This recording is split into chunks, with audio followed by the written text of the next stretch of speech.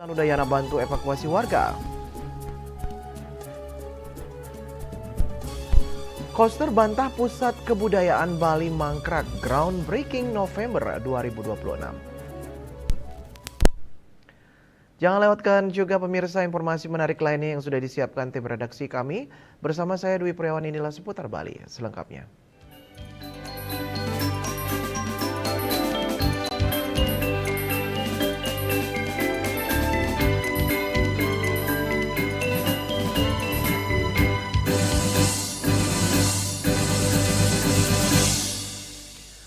Pemirsa, Kodam 9 Udayana terus memantau perkembangan situasi pasca gempa bumi berkekuatan magnitudo 7,7 yang mengguncang wilayah 30 km timur Laut Embey, Kabupaten Nagekeo, Nusa Tenggara Timur, NTT, Sabtu 15 Agustus 2026 dini hari. Gempa yang terjadi pada pukul 4:58 menit 24 detik waktu Indonesia Barat dengan kedalaman 15 km tersebut sempat memicu peringatan dini tsunami di sejumlah wilayah NTT dan kawasan sekitarnya.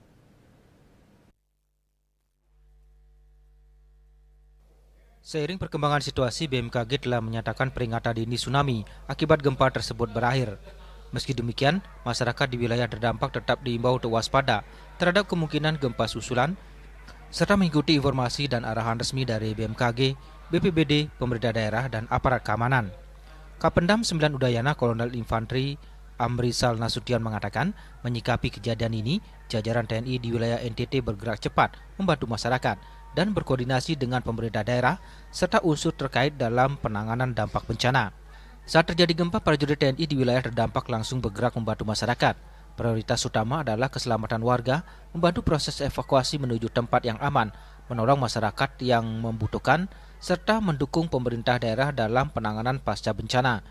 Personil Kodim 1603 Sika, Kodim 1612 Manggarai, Kodim 1602 Indi, serta Yonif Teritorial Pembangunan John TV 834 WM turut berada di tengah masyarakat untuk membantu proses evakuasi, mendirikan dan mendukung pos-pos pengungsian, memberikan pertolongan kesehatan kepada warga yang membutuhkan, serta mengarahkan masyarakat menuju lokasi yang lebih aman.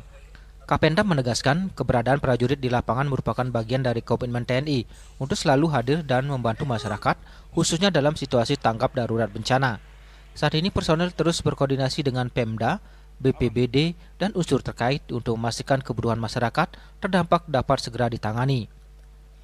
Menurut Kapendam, pendataan terhadap dampak gempa baik korban maupun kerusakan material masih terus dilakukan dan dikonfirmasi bersama pemerintah daerah serta instansi terkait. Oleh karena itu, data yang disampaikan kepada publik akan terus diperbarui berdasarkan hasil pendataan dan verifikasi di lapangan. Akibat telah terjadinya gempa bumi di wilayah Nusa Tenggara Timur, kami menindaklanjuti gempa bumi ini yang berkekuatan magnitudo 7,7 skala Richter yang telah terjadi di wilayah khususnya Nagekeo dan beberapa tempat lainnya di Nusa Tenggara Timur. Kodam 9 Udayana melalui Satuan Kewilayahan Jajaran yang berada di Nusa Tenggara Timur, kami langsung bergerak membantu masyarakat yang terkena dampak bencana gempa.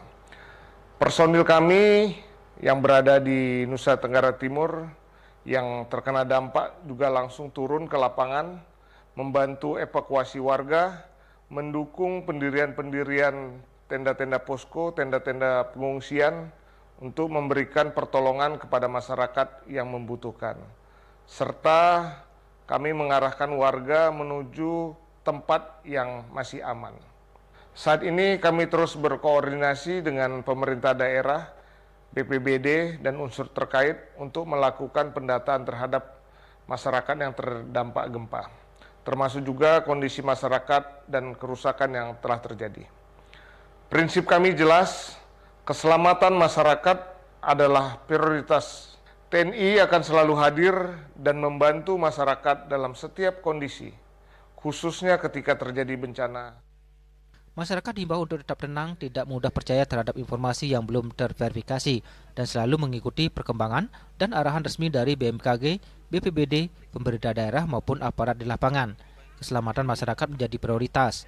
Kodam 9 Udayana bersama jajaran kewilayahan akan terus memonitor perkembangan situasi di wilayah NTT dan memastikan kesiapsiagaan personil tetap terjaga untuk memberikan bantuan apabila sewaktu-waktu diperlukan. Pemdam 9 Udayana melaporkan. Presiden RI Prabowo Subianto mengatakan bahwa pemerintah merencanakan anggaran belanja sebesar Rp4.097,2 triliun dalam rancangan anggaran pendapatan belanja negara RAPBN 2027. Angka tersebut meningkat dari Rp3.842,7 triliun yang tercantum dalam APBN 2026.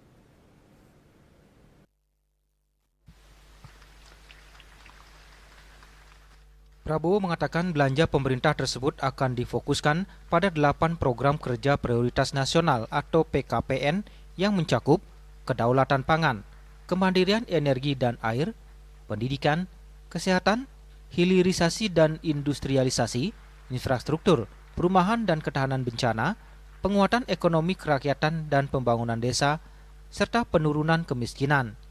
Dalam rapat paripurna DPR RI dan penyampaian RAPBN 2027 di Kompleks Parlemen Senayan, Jumat 14 Agustus 2026, Presiden Prabowo mengatakan 8 prioritas tersebut didukung oleh penguatan pertahanan dan keamanan, penegakan hukum, tata kelola pemerintahan, percepatan digitalisasi, dan diplomasi ekonomi. Untuk mendukung belanja tersebut, Prabowo dilansir dari Kantor Berita Antara mengatakan bahwa pendapatan negara pada RAPBN 2027 direncanakan sebesar Rp3,426 triliun, meningkat dari Rp3.153,6 triliun dalam APBN 2026. Dengan demikian, Indonesia diharapkan tetap memiliki defisit fiskal yang terkendali karena pertumbuhan belanja juga disertai kenaikan pendapatan. Adapun dalam RAPBN 2027, Prabowo mengatakan bahwa defisit fiskal diperkirakan mencapai 2,40% dari produk domestik bruto atau PDB, dengan pemerintah menarik pembiayaan sebesar Rp671,2 triliun. Angka defisit ini turun dari rencana pembiayaan di APBN tahun 2026, yaitu Rp689,1 triliun dengan defisit 2,68% produk domestik bruto. Menurutnya, struktur RAPBN tersebut sangat selaras dengan keinginan pemerintah, di mana APBN didesain tetap ekspansif secara kolaboratif, terarah dan terukur untuk mendorong pertumbuhan ekonomi yang lebih tinggi dan meningkatkan kesejahteraan masyarakat lebih cepat. Ia menambahkan bahwa RAPBN 2027 harus mampu memperkuat transformasi ekonomi, menuju aktivitas ekonomi yang bernilai tambah tinggi, meningkatkan keandalan program perlindungan sosial, menggairahkan pemberdayaan UMKM, dan memperkuat dukungan bagi petani, nelayan, guru, dan tenaga kerja yang rentan. Pendapatan negara didorong lebih optimal, kebocoran penerimaan harus diminimalisasi, efisiensi belanja terus dilanjutkan, perlindungan sosial didorong semakin tepat sasaran, serta pembiayaan yang inovatif dan berkelanjutan terus dikembangkan. Atas rahmat dan karunia-Nya, penyimpan hasil tangkapannya, negara hadir ketika buruh membutuhkan perlindungan dalam bekerja dan berkarya. Negara harus hadir ketika anak-anak membutuhkan makan bergizi dan sekolah yang baik. Kita tidak sedang membangun ekonomi yang hanya besar. Tim Liputan, Bali TV.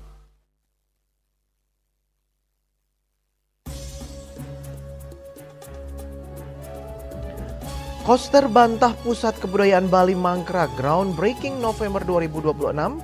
Kami segera kembali dengan laporannya.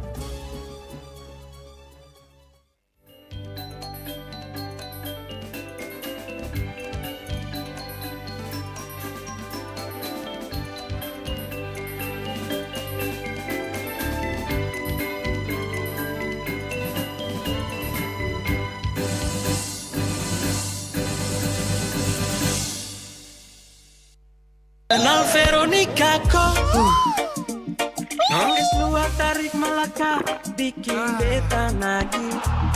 Biji kopi asli dari es luar hitam baru, hitam pekat bikin beta gembira tempat laju. Slow white coffee nikmat enak bikin nagiko. Mau luwak white coffee ko satukan. Kopi luwak, kopi nikmat, nyaman diminum. Cat Color dengan daya sebar yang luas, cepat kering, dilengkapi 39 pilihan warna. Kualitas dijamin terbaik. Cat Color harga ekonomis. Om Swastiastu. Assalamualaikum warahmatullahi wabarakatuh. Salam sejahtera buat kita semua. Salam Namo Buddhaya, salam kebajikan, rahayu. Saya Dewa Made Mahayatmya, Ketua DPRD Provinsi Bali. Atas nama pimpinan, anggota, dan staf DPRD Provinsi Bali mengucapkan Dirgahayu Republik Indonesia yang ke-81 dan Dirgahayu Provinsi Bali yang ke-68. Jayalah Indonesiaku, jayalah Baliku. Om Santi, Santi, Santi Om. Wassalamualaikum warahmatullahi wabarakatuh. Om Swastiastu. Assalamualaikum warahmatullahi wabarakatuh. Salam Namo Buddhaya, salam kebajikan. Saya Nimade Sri Sutarmi, Ketua DPRD Kabupaten Jembrana, mengucapkan selamat hari jadi ke-68 Provinsi Bali, selamat ulang tahun ke-131 Kota Negara, dan Dirgahayu ke-81 Republik Indonesia. Mari kita jadikan momentum kebersamaan ini sebagai kekuatan untuk terus melangkah maju, memperkuat identitas budaya, serta membangun kota negara dan Provinsi Bali yang semakin maju, mandiri dan sejahtera di dalam bingkai Negara Kesatuan Republik Indonesia. Dan saya mengucapkan selamat ulang tahun yang ke-78 untuk Harian Bali Pos. Teruslah menjadi pilar informasi yang terpercaya, objektif, dan menginspirasi masyarakat, serta senantiasa mengawal kemajuan dan kebudayaan Bali dari masa ke masa. Demi Jembrana, pasti bisa. Om Santi, Santi, Santi Om. Wassalamualaikum warahmatullahi wabarakatuh.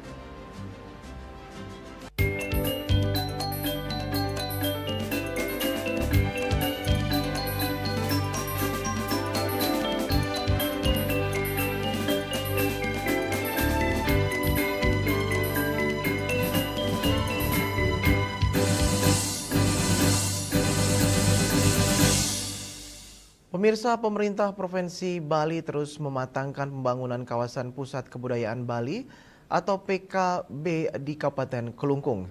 Pembangunan fisik zona inti ditargetkan mulai akhir November 2026 melalui groundbreaking dan rampung pada Desember 2027.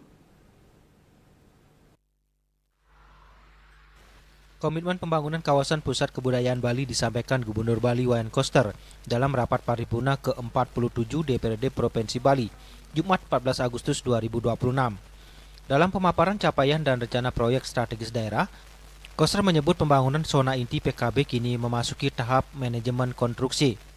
Groundbreaking pembangunan fisik ditargetkan berlangsung pada akhir November 2026 dengan target penyelesaian pada Desember 2027.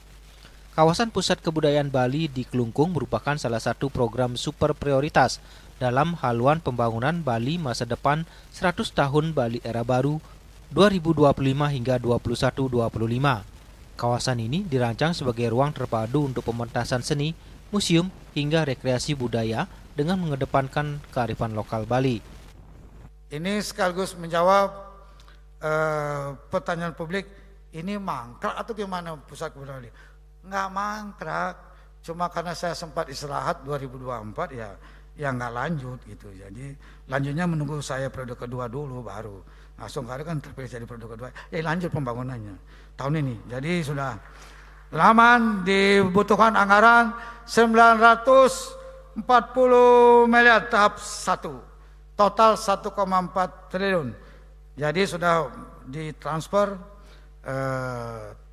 tahun lalu 200 miliar, lagi tahun 2027 700 miliar, dan seterusnya sampai tuntas.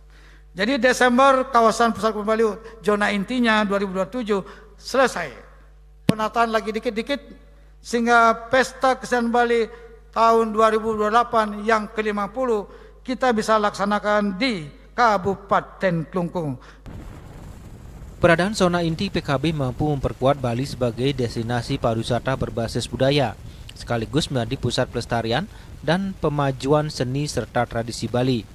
Dengan dimulainya pembangunan fisik akhir tahun ini, kawasan tersebut ditargetkan dapat beroperasi secara penuh mulai awal 2028.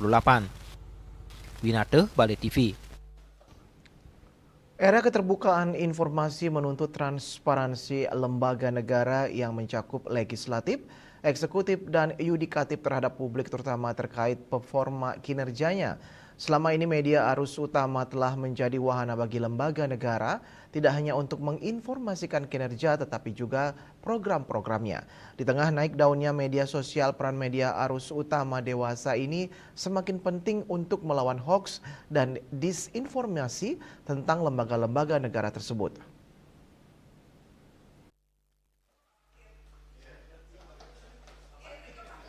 Untuk menguatkan sinergi dengan media, perwakilan DPRD Kabupaten Karangasem yang terdiri atas Wakil Ketua 1 Nikadek Wesya Kusmia Dewi, Wakil Ketua 2 I Gusti Agung Dwi Putra, dan Wakil Ketua 3 Iwayan Suparte yang didampingi Sekretaris Dewan DPRD Karangasem Inengah Mindre dan staf mengunjungi Bali TV di Gedung Pers Bali Ketunade. Rombongan DPRD Karangasem diterima pemimpin redaksi Bali TV Made Swece dan jajaran. Dalam kesempatan tersebut, Wakil Ketua 1 Nikadek Wesya Kusmia Dewi mengapresiasi kepada kelompok media Bali Pos, termasuk Bali TV, atas dukungan sinerginya yang selama ini membantu menyampaikan informasi terkait kinerja lembaga legislatif kepada publik. Informasi terakhir soal kinerja DPRD Kabupaten Karangasem, pembahasan KUA PPAS, serta komunikasi dan sinergi langsung dengan pihak eksekutif untuk membahas APBD. Tujuan utama adalah mendorong peningkatan PAD Karangasem dan perbaikan kualitas APBD sejalan dengan target pembangunan ke depan untuk kepentingan masyarakat Karangasem. Sosok Sri Kandi Karangasem yang juga akrab disapa Bu Dewi ini menggarisbawahi potensi daerah yang dapat mendukung peningkatan PAD. Tidak hanya bersumber dari galian C, tetapi juga sektor pariwisata. Kabupaten Karangasem menyimpan potensi pariwisata yang belum terrealisasi sepenuhnya, berupa sejumlah destinasi pariwisata yang masih alami. Pihaknya berharap agar Bali TV turut membantu mempromosikan sektor pariwisata Karangasem dan agar sinergi ini terus berlanjut ke depannya.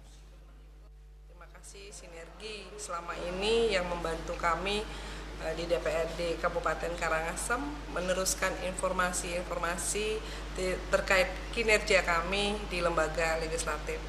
Jadi kami di lembaga legislatif terakhir ini kami pembahasan KUA PPAS. Jadi kami berkomunikasi langsung, bersinergi langsung dengan eksekutif untuk membahas APBD KUA PPAS juga. Jadi kami harapannya adalah Karangasem PAD-nya meningkat, APBD-nya lebih baik lagi karena banyak target ke depannya untuk meningkatkan PAD di Karangasem. Itu adalah tujuan kami untuk masyarakat Karangasem. Jadi banyak potensi-potensi yang ada di Karangasem. Selain galian C itu ada pariwisata yang sekarang lagi bagus-bagusnya karena kami memiliki potensi yang luar biasa. Ada Sidemen, ada Pura-Pura Lempuyang, Pura Basake. Ada lagi destinasi yang luar biasa yang kami harapkan media dari Bali TV membantu kami mempromosikan Karangasem. Ibu Dewi juga berharap Bali TV turut membantu mempromosikan salah satu kain kebanggaan Kabupaten Karangasem, yakni kain Tendun Geringsing. Masyarakat bisa melihat kain Tendun Geringsing bukan sekadar dari segi harga yang tergolong tinggi, tetapi juga mengapresiasi segi value atau nilai lebih kain tersebut, yang dibuat handmade atau manual dengan tangan dan menggunakan bahan-bahan alami. Swece dan Dek Putra, Bali TV.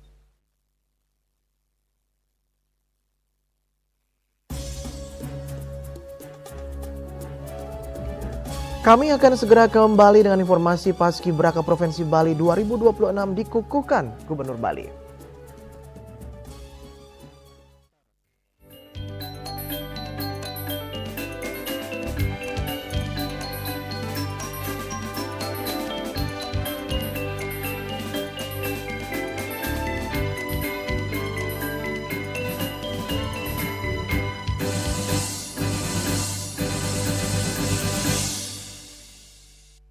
Kenal Veronica kok. Es luar tarik Melaka, bikin beta nagih. Biji kopi asli dari es luar hitam baru. Hitam pekat, bikin beta gembira tempat melaju. Es luar white coffee nikmat enak, bikin nagih kok. Mau luwak white coffee kok, satukan. Kopi luwak, kopi nikmat, nyaman diminum. Cat kayu dan besi. Om Swastiastu. Assalamualaikum warahmatullahi wabarakatuh. Salam sejahtera buat kita semua. Salam, namo buddhaya, salam kebajikan, rahayu. Saya Dewa Made Mahayatnya, Ketua DPRD Provinsi Bali. Atas nama pimpinan, anggota, dan staf DPRD Provinsi Bali mengucapkan Dirgahayu Republik Indonesia yang ke-81 dan Dirgahayu Provinsi Bali yang ke-68. Jayalah Indonesiaku, jayalah Baliku. Om Santi, Santi, Santi. Oh, wassalamualaikum warahmatullahi wabarakatuh. Om Swastiastu. Assalamualaikum warahmatullahi wabarakatuh. Salam, namo buddhaya, salam kebajikan. Saya Nimade Sigi Sutarmi, Ketua DPRD Kabupaten Jembrana, mengucapkan selamat hari jadi ke-68 Provinsi Bali, selamat ulang tahun ke-131 Kota Negara, dan Dirgahayu ke-81 Republik Indonesia. Mari kita jadikan momentum kebersamaan ini sebagai kekuatan untuk terus melangkah maju, memperkuat identitas budaya, serta membangun kota negara dan Provinsi Bali yang semakin maju, mandiri dan sejahtera di dalam bingkai negara kesatuan Republik Indonesia. Dan saya mengucapkan selamat ulang tahun yang ke-78 untuk Harian Bali Pos. Teruslah menjadi pilar informasi yang terpercaya, objektif dan menginspirasi masyarakat, serta senantiasa mengawal kemajuan dan kebudayaan Bali dari masa ke masa. Demi Jembrana, pasti bisa. Om Santi, Santi, Santi Om. Wassalamualaikum warahmatullahi wabarakatuh.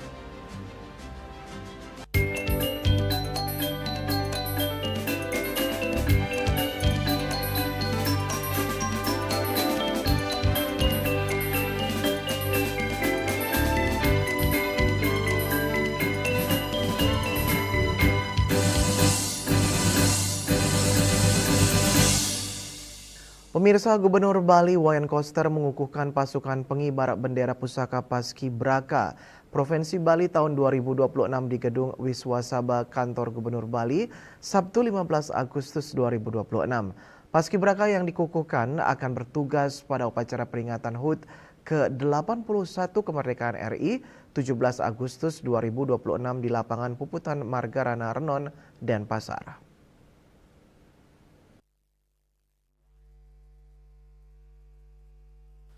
Pengukuhan 72 orang paskibraka ditandai dengan pembacaan ikrar dan penyematan simbol paskibraka kepada perwakilan anggota oleh Gubernur Bali Wayan Koster.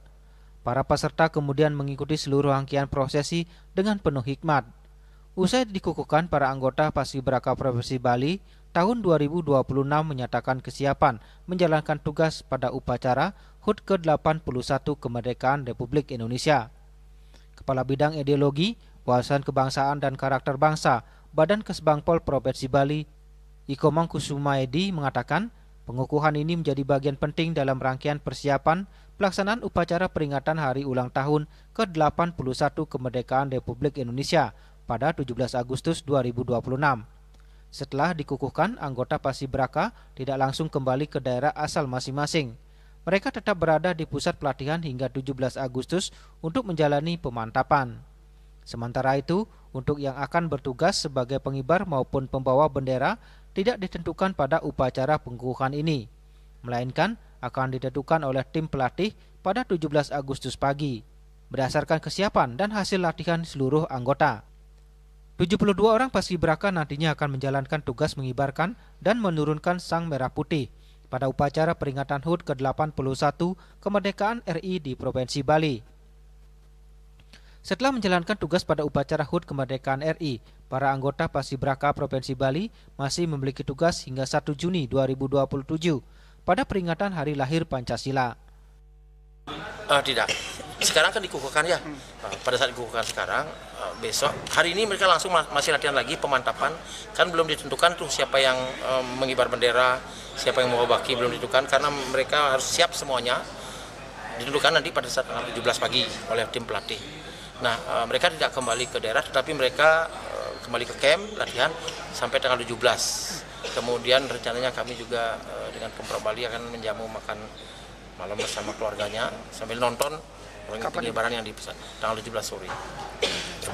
Nah, setelah selesai mereka bertugas di provinsi, mereka masih bertugas sampai dengan tanggal 1 Juni 2027 sebagai Hari Lahir Pancasila. Sementara itu, Gubernur Wayan Koster menyampaikan apresiasi kepada seluruh Paskibraka Provinsi Bali yang akan bertugas pada peringatan HUT ke-81 Kemerdekaan RI. Saya sangat luar biasa spirit. Saya kira ini akan menjadi kader yang bagus. Mudah-mudahan dia bisa meningkat terus. Ini akan menjadi putra-putri terbaik Bali. Dengan pengukuhan ini, seluruh anggota Paskibraka diharapkan mampu melaksanakan tugas dengan penuh tanggung jawab serta menjaga kehormatan sebagai putra-putri terbaik yang dipercaya membawa nama Provinsi Bali dalam momentum bersejarah kemerdekaan Indonesia. Yana, Bali TV. Wakil Wali Kota Denpasar IKD Agus Arya Wibawa secara resmi mengukuhkan pasukan pengibar bendera pusaka Paskibraka Kota Denpasar pada peringatan HUT ke-81 Republik Indonesia di halaman depan Gedung Dharma Negara Alaya Denpasar Jumat 14 Agustus 2026. Dalam kesempatan itu sebanyak 78 orang dikukuhkan menjadi Paskibraka Kota Denpasar yang ditandai dengan pemasangan kendit atau sabuk berwarna hijau dan tanda kehormatan di bahu.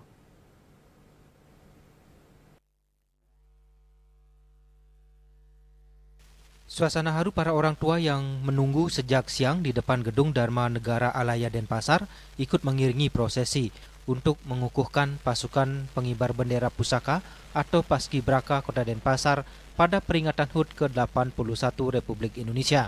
Usai dikukuhkan, Paskibraka Kota Denpasar tahun 2026 ini akan bertugas pada pengibaran dan penurunan bendera saat peringatan detik-detik proklamasi kemerdekaan ke-81 Republik Indonesia pada 17 Agustus 2026.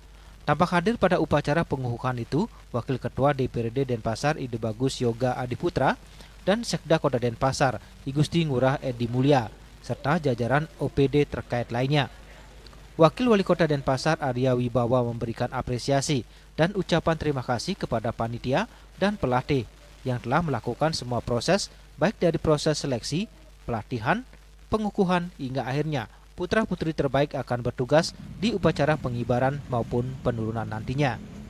Sementara itu, Kepala Kesbangpol Kota Denpasar Anak Agung Ngurah Gede Dharma Putra Atmaja menyampaikan bahwa berbagai persiapan telah dilakukan untuk memastikan pelaksanaan peringatan HUT ke-81 Republik Indonesia di Kota Denpasar berjalan hikmat dan lancar.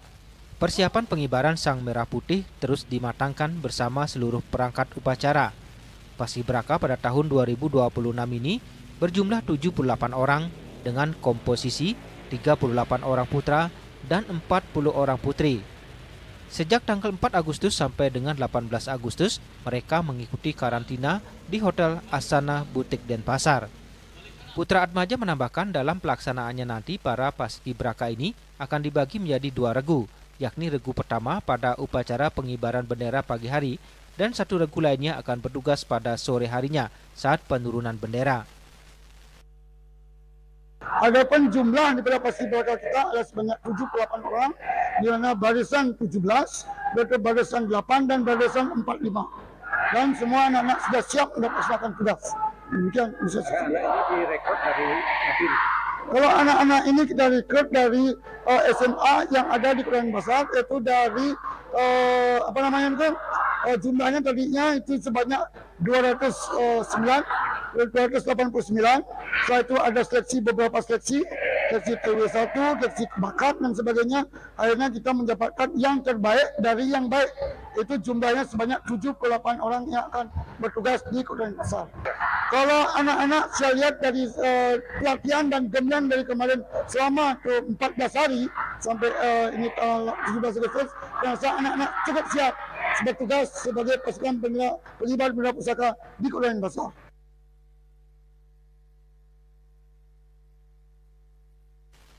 Selain pemasangan kendit atau sabuk berwarna hijau dan tanda kehormatan di bahu, berbagai momen haru juga terekam pada pengukuhan kali ini. Di antaranya saat para pasukan Paskibraka bergiliran memberikan hormat dan mencium bendera merah putih sebelum diberi ucapan selamat kepada pejabat yang hadir. Selain itu, pada kesempatan tersebut, untuk pertama kalinya pasca mengikuti pelatihan dan karantina, anggota Paskibraka ini diberi kesempatan bertemu dengan para orang tua masing-masing. Para orang tua dan anggota Paskibraka ini pun mengungkapkan kebanggaannya dapat menjadi bagian perangkat upacara peringatan Hari Kemerdekaan ke-81 Republik Indonesia tahun 2026 ini. Ari Wiratmaja, Bali TV.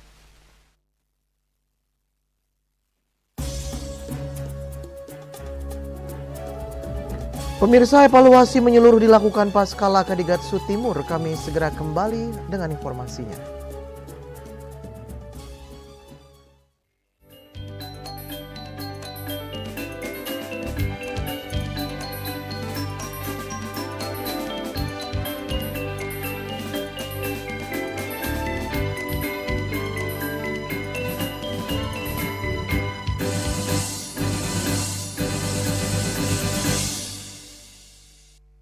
Kenal Veronica kok es luar tarik Melaka bikin beta nagih. Biji kopi asli dari es luar hitam baru, hitam pekat bikin beta gembira tempat melaju. Es luar white kopi nikmat enak bikin nagih kok. Mau luak white kopi kok satukan. Kopi luwak, kopi nikmat, nyaman diminum.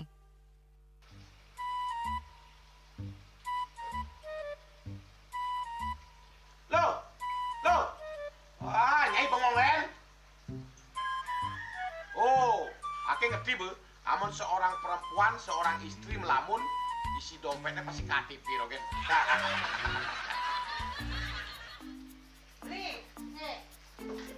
Awake hanya belajar lebih tenang menikmati hidup dengan proses tanpa harus protes. Loh, hidup itu adalah sebuah perjalanan, bukan perbandingan. Maka jangan pernah kamu bandingkan prosesmu dengan orang lain, karena kita berdiri di bumi yang sama dengan takdir yang berbeda. Oh, ini bertakdir awake nganten nggak beli, saya proses tapi stres. Wah, mula aku Nyai. Betul ya Nyai. Ini pijit tangan lu. Sakit lagi awak-awake. Apa? Mau pijat kata? Oh, mau pijat. Bawayan kayak dirurui matajan metuakan. Dan ini subane gelam kokene awake nih makatang lo. Awake nih makatang. Awake sing kodak, awake sing idawak kenjang, sing idawak mijat. Loh, beli pergi karena tugas, pulang demi beras. Lelah itu wajar, tapi menyerah bukanlah jalan keluar. Semangat kone ngopi, kone ngama, wakilnya berceramah, jadi kayak presiden. Masih lagi sih, kita wakil.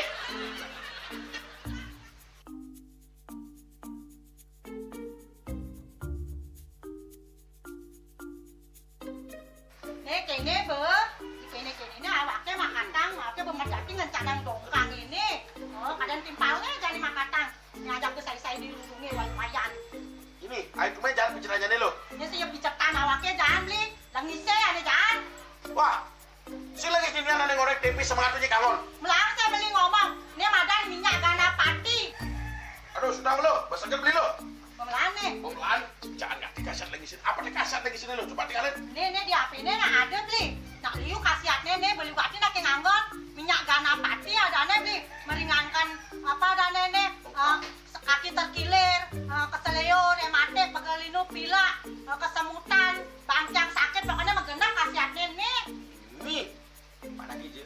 Ini kan senakon apa anaknya? Awaknya saya ketakonan. Jadi awaknya bersehat. Jadi awaknya bisa nyai di kamar ini. Aku asingnya. Asingnya nyai, awaknya bersegar di kakak lain nyai. Beli.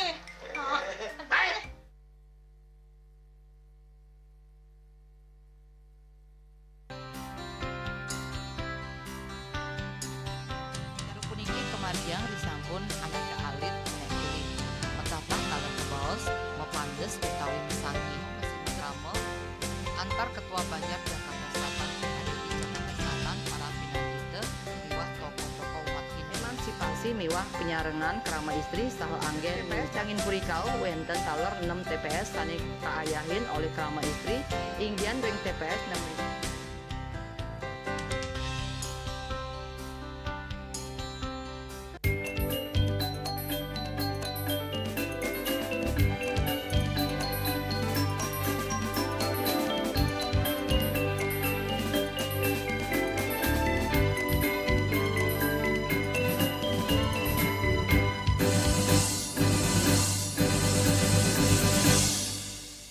Pemirsa, Wakil Wali Kota Denpasar IKD Agus Arya Wibawa meminta penyebab kecelakaan beruntun yang terjadi di Jalan Gatot Subroto, Gatsu Timur dikaji lebih dalam.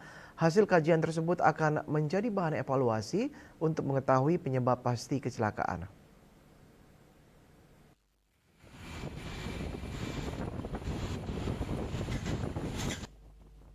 Kecelakaan terjadi 2 kali dalam rentang waktu sekitar 30 menit pada Kamis 13 Agustus 2026 dini hari. Salah satu kecelakaan melibatkan mobil mewah yang menabrak barier atau pembatas jalan. Agus Arya Wibawa mengatakan lokasi kejadian berada di Jalan Nasional yang merupakan kewenangan pemerintah pusat. Dalam hal ini Kementerian Perhubungan Satker Balai Jalan Nasional. Menurutnya pembatas jalan yang terpasang di kawasan tersebut juga telah mendapat izin dari pihak terkait. Ia menjelaskan pemerintah Kota Denpasar melalui Dinas Perhubungan memasang pembatas jalan setelah sebelumnya muncul keluhan mengenai kemacetan di kawasan tersebut, tepatnya di sekitar Mall Living World. Pemasangan dilakukan atas izin Balai Jalan Nasional. Terkait kecelakaan yang terjadi beruntun tersebut, pihaknya telah menugaskan Dinas Perhubungan untuk mempelajari penyebab sebenarnya. Kajian dilakukan untuk mengetahui apakah kecelakaan berkaitan dengan keberadaan median jalan maupun faktor lainnya. Agus Arya menyebut berdasarkan pengecekan di lapangan median jalan tersebut telah dilengkapi penerangan. Ia juga mengatakan median sudah cukup lama terpasang dan lampu penerangannya dinilai cukup baik saat kejadian. Selain itu pihaknya menerima informasi bahwa salah satu kecelakaan diduga terjadi karena pengendara berupaya menghindari kerumunan. Sementara pada kejadian lainnya terdapat informasi mengenai sepeda motor yang diduga melakukan manuver menghindar. Meski demikian, ia menegaskan penyebab kecelakaan masih dikoordinasikan dengan pihak kepolisian. Hal tersebut untuk memastikan apakah kecelakaan disebabkan kondisi median jalan atau faktor kelalaian pengendara. Nah, oleh karena itu kami melihat bahwa untuk kejadian atau kecelakaan yang beruntun itu mungkin kami sedang tugaskan Dinas Perhubungan kami untuk mempelajari apa sebenarnya penyebab sejatinya. Apakah karena ada median tidak isi penerang itu atau bagaimana? Karena di lapangan kami cek langsung itu median itu sudah ada penanda fosfornya itu. Nah, kemudian ada informasi bahwa kecelakaan itu dikarenakan juga mungkin menghindari kerumunan yang kejadian yang kedua, informasi yang kami dapat. Kemudian yang kejadian yang pertama itu ada kecelakaan sepeda motor kayaknya itu menghindar atau bagaimana. Ini sedang kita koordinasikan apakah penyebabnya median jalan itu murni atau memang kelalaian dari human error atau kelalaian dari pengendara. Karena kami melihat median jalan itu cukup lama dipasang, lampu penerangannya juga cukup baik pada saat itu. Nah, ini yang kita sedang pelajari. Sementara Kepala Dinas Perhubungan Kota Denpasar menyatakan pihaknya telah menjadwalkan rapat evaluasi untuk menelaah kondisi lalu lintas dan kelayakan fasilitas jalan di lokasi. Berdasarkan hasil kajian sebelumnya, wilayah ini tercatat memiliki tingkat kepadatan lalu lintas yang cukup tinggi, cakup jalur arah utara, selatan hingga Jalan Sudirman. Pemasangan pembatas jalan sendiri telah dilakukan sebagai langkah pengurangan risiko perpindahan lintasan kendaraan secara sembarangan. Namun faktor kurang berhati-hatinya pengendara juga turut diduga menjadi penyebab kejadian. Meski Jalan Gatot Subroto adalah jalan nasional, pemerintah Kota Denpasar terus melakukan langkah antisipatif, mulai dari pengaturan alur pergerakan, pengendalian lampu lalu lintas terintegrasi di persimpangan utama, hingga berkoordinasi secara menyeluruh bersama pengelola kawasan, desa adat, dan instansi terkait lainnya. Kedepannya, evaluasi akan dilakukan secara menyeluruh bersama forum lalu lintas untuk menyempurnakan fasilitas jalan dan meningkatkan kedisiplinan pengendara demi keselamatan bersama. Karena road barrier itu dipasang melalui koordinasi dengan Forum Lalu Lintas dan Angkutan Jalan, yang mana sebelumnya hasil kajian daripada rekayasa lalu lintas yang dilakukan Pusat itu kan banyak crossing yang menimbulkan kepadatan pada saat pembukaan mall, baik dari utara, Seroja, selatan Kenyeri, Gasiu, dan sampai ke Jalan Siri dampaknya. Sehingga untuk mengurangi kendaraan dipasanglah road barrier untuk keselamatan. Namun demikian, hari ini di tanggal 14 Agustus ini kami jam 10 akan melakukan koordinasi dengan tim Forum Lalu Lintas untuk mengevaluasi kondisi lalu lintas di sana. Warga Denpasar tentu akan menunggu hasil kajian dan langkah selanjutnya dari pihak berwenang demi kenyamanan dan keamanan berlalu lintas di Denpasar. Ari Wiratmaja, Bali TV. Pemirsa, polemik pemerintah pusat yang akan mengenakan pajak bagi rumah kos-kosan mendapat respon dari Pemkab Badung. Bupati Badung Wayan Adi Arnawa menyatakan pajak kos-kosan dipastikan akan diberlakukan untuk kos-kosan yang memiliki lebih dari 9 kamar. Pemerintah Kabupaten Badung terus mengoptimalkan pendapatan asli daerah atau PAD guna membiayai pembangunan infrastruktur dan program strategis daerah. Salah satu langkah yang diambil adalah pengenaan pajak sebesar 10% bagi usaha rumah kos yang memiliki lebih dari 9 kamar, yang dikategorikan setara dengan pajak hotel. Pertumbuhan sektor properti dan tempat tinggal sementara di Kabupaten Badung terus berkembang pesat dalam beberapa tahun terakhir.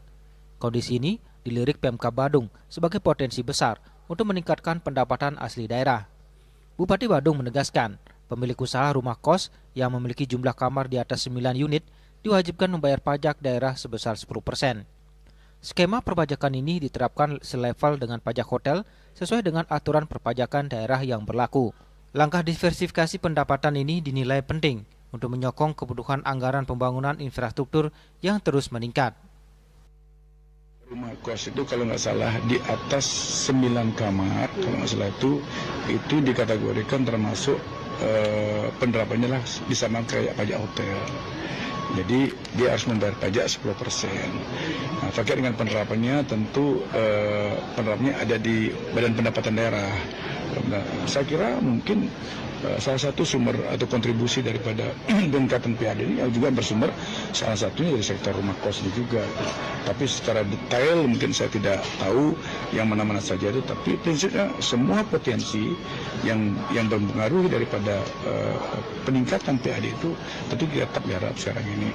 Lebih-lebih kita tahu sekarang saya sedang terus melakukan diversifikasi untuk bagaimana meningkatkan mengoptimalisasi pendapatan daerah ini.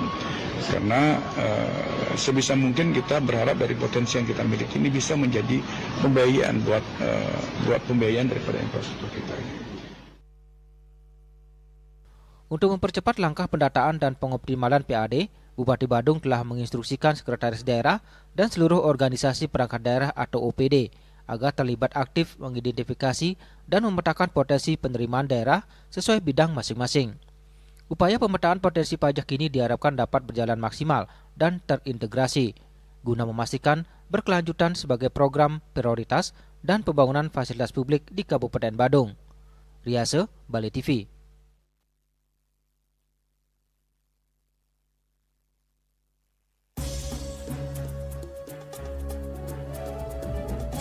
Pemirsa, jangan beranjak dulu, kami segera kembali dengan laporan ragam aktivitas merayakan perayaan HUT ke-81 RI di Kota Denpasar.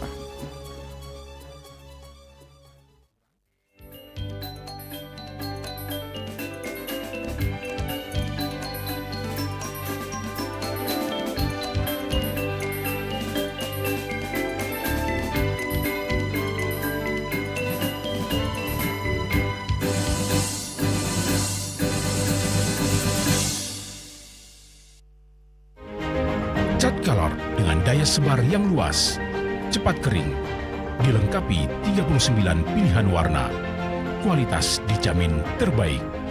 Cat Color harga ekonomis.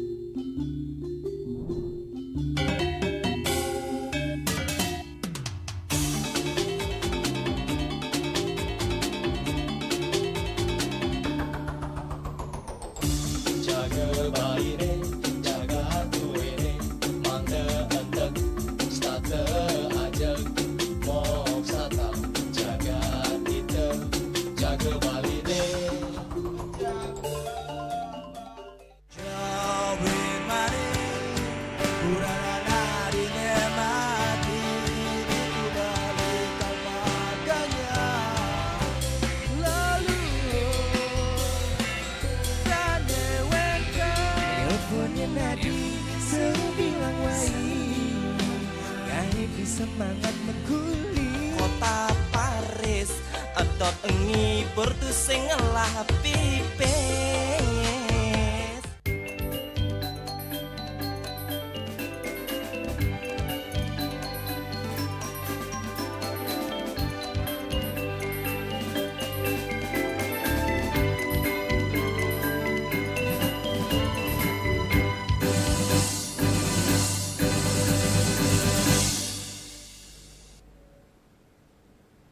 Pemirsa, menjelang peringatan hari ulang tahun HUT ke-81 Kemerdekaan Republik Indonesia, warga Bali di Kota Denpasar melaksanakan berbagai aktivitas. Kegiatan tersebut menjadi sarana untuk mempererat kebersamaan sekaligus menumbuhkan semangat nasionalisme di tengah masyarakat. Suasana kemeriahan juga terlihat di lapangan I Gusti Ngurah Madi Agung Denpasar. Warga dari berbagai kalangan antusias mengikuti rangkaian kegiatan dalam menyambut HUT ke-81 RI. Kegiatan tersebut tidak hanya menjadi sarana hiburan, tetapi juga menjadi momentum untuk mempererat kebersamaan dan semangat gotong royong di tengah masyarakat. Antusiasme warga terlihat dari keterlibatan masyarakat yang turut berpartisipasi dalam berbagai kegiatan. Selain menjaga kebugaran melalui aktivitas olahraga, kegiatan sosial juga menjadi bentuk kepedulian warga terhadap sesama.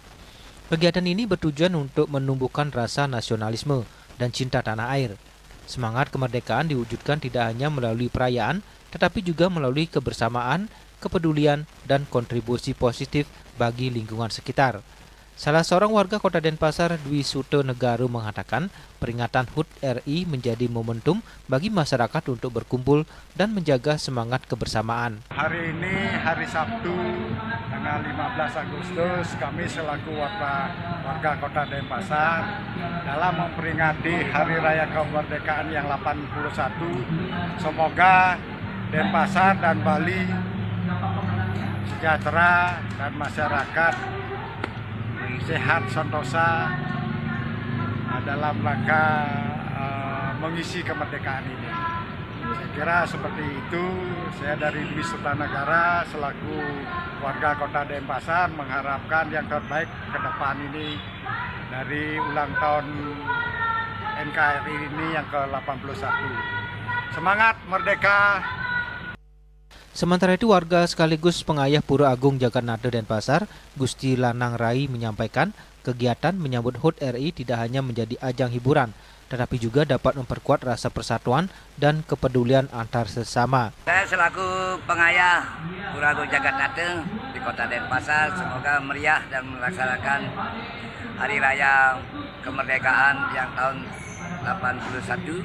Semoga masyarakat Kota Denpasar jangan lupa sampahnya biar bisa bersih. Kota Denpasar bersih, memberikan contoh. Sudah diberikan penghargaan oleh Bapak Wali Kota Denpasar. Semoga seterusnya bersih Kota Denpasar. Melalui berbagai kegiatan tersebut, warga berharap peringatan HUT ke-81 RI dapat menjadi momentum untuk memperkuat persatuan, menjaga semangat gotong royong, serta meningkatkan kepedulian sosial di tengah masyarakat. Bunga Widrayani, Bali TV. Sebentar lagi peringatan Hari Kemerdekaan RI pada 17 Agustus 2026 digelar. Namun penjualan bendera atau pernak-pernik merah putih tidak seramai tahun lalu. Hal ini disebabkan karena banyaknya pedagang yang menjual barang yang sama atau karena masyarakat enggan membeli lagi mengingat bendera yang dibeli tahun lalu masih layak dikibarkan lagi.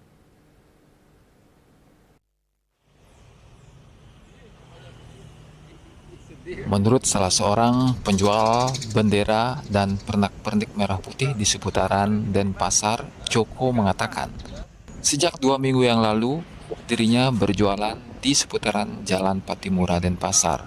Namun, dalam sehari dirinya hanya bisa menjual bendera dan pernak-pernik merah putih yang dipasang di kantor, toko, ataupun sekolah, serta bendera yang dipasang di depan rumah hanya laku sedikit. Dirinya hanya bisa menjual barang dagangannya senilai Rp100.000. Ini berarti jauh dibandingkan dengan penjualannya tahun lalu. Menurut pedagang asal Bandung ini, bendera ukuran medium dijual dengan harga Rp35.000, sedangkan ukuran besar dijual dengan harga Rp50.000. Sementara pernak-pernik untuk motor dan mobil dijual dengan kisaran Rp10.000 hingga Rp25.000. Joko mengatakan kini masyarakat enggan membeli bendera baru karena bendera yang dibeli tahun lalu dianggap masih layak untuk dikibarkan lagi. Agus Sudiatmiko, Bali TV. Dan kini kami sampaikan informasi perakiran cuaca untuk kabupaten kota di Bali.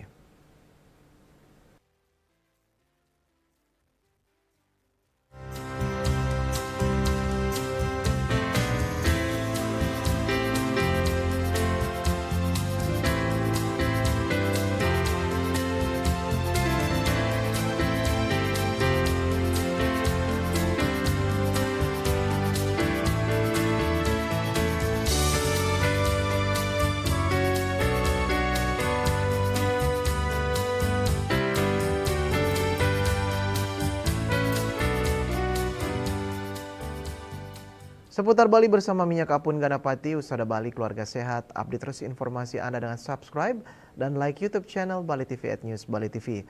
Wakili redaksi yang bertugas, saya Dwi Priawan pamit undur. Terima kasih atas perhatian Anda dan sampai jumpa. Om Santi, Santi, Santi Om.